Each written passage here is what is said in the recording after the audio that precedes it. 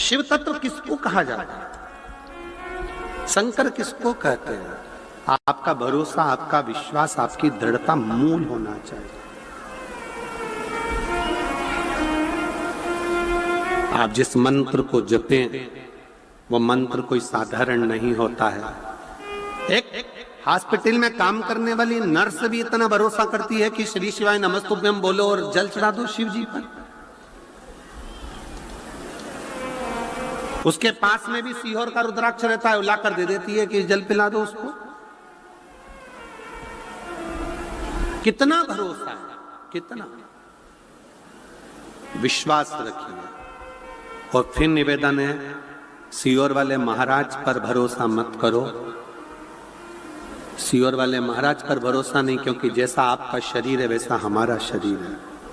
आप भी जन्मे हो तो हम भी जन्मे, आप भी कर्म कर रहे हैं, हम भी कर्म कर रहे हैं।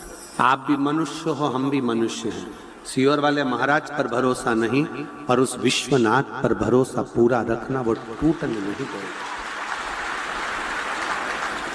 उस पर भरोसा पूरा रखना। मेरे कुबेरेश्वर महादेव पर, मेरे तारा बाबा जी पर, तारकेश्वर महादेव पर, मेरे कुबेर भंडारी पर पूर्ण भरोसा रखो, वो डूबने नहीं दे सकते।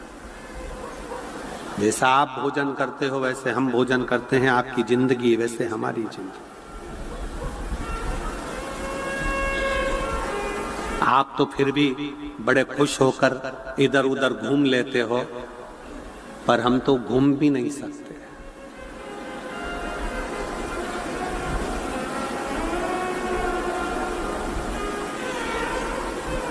शिव पर आश्रित रहिए, शंकर पर भरोसा करो, मनुष्य पर नहीं। बहुत आडंबर की जिंदगी चल रही है, हर जगह लोग अंधविश्वास और आडंबरों में पड़ रहे हैं। निवेदन है, ऐसा अंधविश्वास और आडंबर नहीं। अपना एक लोटा जल और अपनी मेहनत व्यक्ति को बहुत आगे तक ले जाती है, पीछे नहीं।